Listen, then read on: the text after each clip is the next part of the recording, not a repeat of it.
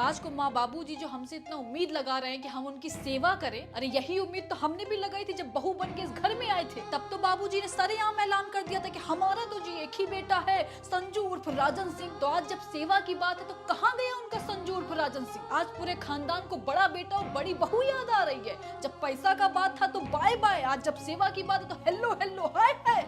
दीदी ऐसा बोल भी कैसे सकती हैं? इतने साल से माँ पापा तो हमारे ही साथ है ना, उनको कभी भी कोई भी जरूरत हुई है हमेशा हम खड़े हुए हैं, क्योंकि दीदी को तो फुर्सत ही नहीं थी बिट्टू से और अपने हस्बैंड से। और आज जब उनको कुछ करने को कह दिया तो कैसे जहर उगल रही हैं? अरे माँ पापा क्या हमारे ही हैं, उनके नहीं है? अब वो बताएगी हमको कि रिश्तेदारी क्या होती है। अरे वो हम ही हैं जिसने इस घर को मंदिर बनाया है। हम जिस दिन इस घर में आए थे दृढ़ निश्चय करके आए थे कि मुझे माफ करना, ओम साई राम, तुझसे पहले लूंगी मम्मी जी और बाबू जी का नाम। लेकिन जब मैंने देखा कि दुश्मन न करे दोस्त ने वो काम किया है, उम्र भर का गम हमें इनाम दिया है, तब मैं समझ गई कि ये दुनिया, ये महफिल मेरे काम की नहीं। लाइफ क्या सिर्फ दीदी की है? मेरी कोई लाइफ नहीं है? अरे मेरे भी तो अरमान थे कि शादी के बाद ये होगा वो होगा। शादी के पहले तो दीदी बहुत बोलती थी कि हम दोनों ना बहनें बनकर रहेंगे। मुझे क्या पता था कि वो सौतेली बहन बन के रहने की बात कर रही है। अरे हमने तो उसको अपनी बहन बनाया था, लेकिन वो औरत मेरी सास बनने लगी। बात बात पे, अरे दीदी मुझे ना दाल बनानी नहीं आती, आप जरा दाल बना देंगी क्या? यू दीदी मैं पोछा नहीं लगाऊंगी, मुझे इसको देखकर वॉमिटिंग होती है, आप जरा पोछा लगा देंगी क्या?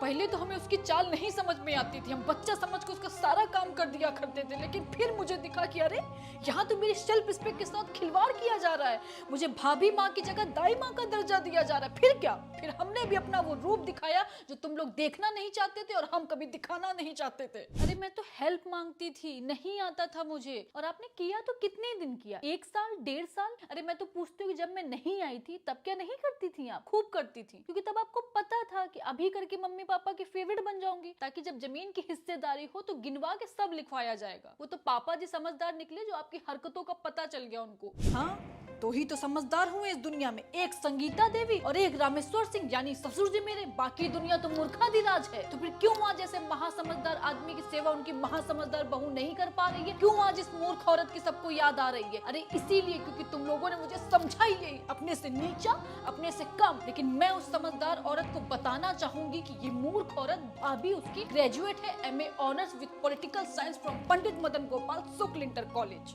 हाँ पढ़ी होंगी पॉलिटिक्स, बिल्कुल पढ़ी होंगी, तभी तो वही पॉलिटिक्स कर रही हैं। अरे इतना ही समझ जाती वो कि राजनीति ना पब्लिक में होती है, घर में नहीं होती। घर में राज करने के लिए दिलों को जीतना पड़ता है। अरे खूब राज करो तुम संगीता देवी, खूब जीतो दिल और किडनी, हमको किसी का दिल और गुर्दा नहीं जीतना है। अरे दिल जीतते जीतते तो हमारी उम्र निकल गई इस घर में, सारे शौक पानी हो गए। लेकिन बस अब और नहीं, अब मैं नहीं सह पाऊंगी। बोल दीजिए जाकर माँ बाबू जी को कि यदि उनको मेरी जरूरत है तो उनको साबित करना होगा कि उन्होंने मुझे अपनी बहू माना है और मेरे हस्बैंड को अपना बेटा। हाँ अब आइए ना ये औरत अपने असली रूप में। अरे जब इतना ही गिर गई हैं आप दीदी तो खुल के बोल दीजिए ना कि पापा जी से सिर्फ जमीन चाहिए आपको। हाँ चाहती हूँ जमीन, और ये सिर्फ जमीन नहीं है, हर जाना है जो बाबूजी इसलिए भी भरे क्योंकि उन्होंने कभी मुझे अपनी बहू नहीं एक्सेप्ट किया। तो ठीक है, अगर उनको जमीन चाहिए तो 4 साल से जो मैंने पापा जी की सेवा की है तो मुझे भी उनकी पेंशन चाहिए, पूछ लीजिए उनसे, मंजूर है उनको? बस यही तो बुलवाना चाहती थी मैं संगीता देवी। देख ले सब इसका रूप दुनिया वालों, देख लो गोरे गोरे मुखड़े पे काले काले चश्मे का असली रंग। अरे हमको नहीं चाहिए कोई जमीन जायदाद, हम तो तुम्हारा असली चेहरा सबके सामने लेकर आना चाहते थे। आज माँ बाबूजी की भी आंखें खुल गई होंगी कि जिसको इतना प्यार दिया आज उसने कैसे डंक मार के पूरे खानदान को डस लिया चुटकी में। अरे तो आप बोल देते ना उनको कि चेहरा तो संगीता का बहुत अच्छा है भाभी, इसीलिए तो शादी की है उससे, और वो ये भी जान ले कि मेरे विचार भी उतने ही अच्छे हैं। अब मैं उनके हाथ जोड़ती हूँ, मुझसे गलती हो गई जो मैंने उनसे ये उम्मीद कर ली कि वो मेरी दिक्कत समझकर माँ पापा को कुछ दिन संभाल लेंगी, लेकिन मैं गलत थी। अब मुझे समझ में आ गया है कि रंभा देवी उस लायक है ही नहीं, सच बोलूं तो नालायक है वो। इतना जो आप मेरे आगे लबर लबर कर रहे हैं, जब वो औरत बोल रही थी तब आपकी जुबान नहीं फूटी? अरे बोलते ना उसको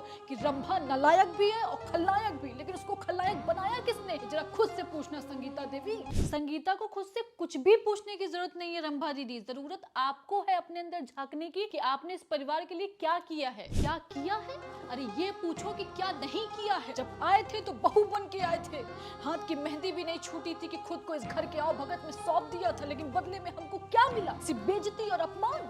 अब बस ये है कि रंभा देवी की माँ बाबूजी को जरूरत है, रंभा देवी तैयार है, नो इफ नो बट के साथ। उनको बोल दीजिए कि बस करें, अब जरूरत नहीं है उनके ड्रामे की। इतनी बेइज्जती करने के बाद, नागिन की तरह इतना जहर उगलने के बाद अब महात्मा गांधी बनने की जरूरत नहीं है उनको। मुझसे गलती हो गई जो मैंने पूछ लिया उनको, लेकिन अब मैं खुद ही से सब संभाल लूंगी। हाँ मैं हूँ नागिन, वो लोग बहुत नेवला है ना, फिर करे नेवला परिवार माँ बाबूजी की सेवा। फिर क्यों इस नागिन की जरूरत पड़ रही है तुम लोगों को? अरे गलती हो गई उम्मीद करके, उसके लिए मैं तहे दिल से माफी मांगती हूँ। जाके बता दीजिए रंभा देवी को कि वो अपने खंबे जैसे पति के साथ जीवन जिए अपना, मैं अपने परिवार को देख लूंगी, संभाल लूंगी। संभाल कितना रही है वो तो खैर हम देख ही रहे, बस मेरा मुंह न खुलवाए अब कोई। वही बाबूजी जब हमारे साथ रहते थे तो हट्टे कट्टे स्वस्थ थे, और आज देखो कच्चा शीशा बन के पड़े रहते, कब टूट के बिखर जाएंगे कुछ ठिकाना है। वही उनकी देखभाल हुई होती, सेवा हुई होती तो आज उनका ये हाल नहीं होता। और वो लोग हमारे कोई दुश्मन नहीं है, हमको बस उनसे प्यार और सम्मान की भूख है। वो अगर आज भी मिल जाए तो यही रंभा देवी आज भी अपने परिवार के लिए मर मिटने के लिए तैयार। यही गलतफहमी तो मिटानी है उनको। प्यार और सम्मान आज भी इस घर में उनका उतना ही है, और ये तो उन्होंने अपने मन से मान लिया है कि पापा जी उनको बहू नहीं मानते हैं, और इस चीज का कोई इलाज नहीं है। वरना पापा जी तो आज भी उनको और भैया को उतना ही याद करते जितना पहले याद करते थे।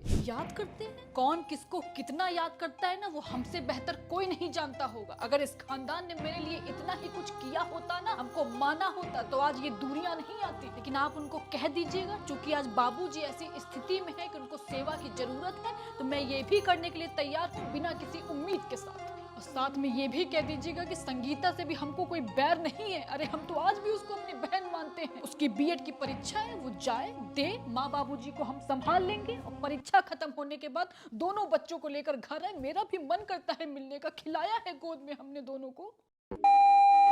Hello guys, hello.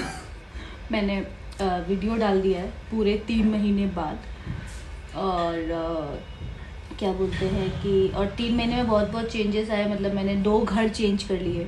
जितना तेज़ी मैं घर चेंज करने में दिखाती हूँ, अगर उतना तेज़ी मैंने वीडियो डालने में दिखाई होती यूट्यूब के खासकर, तो कुछ से कुछ हो सकता था।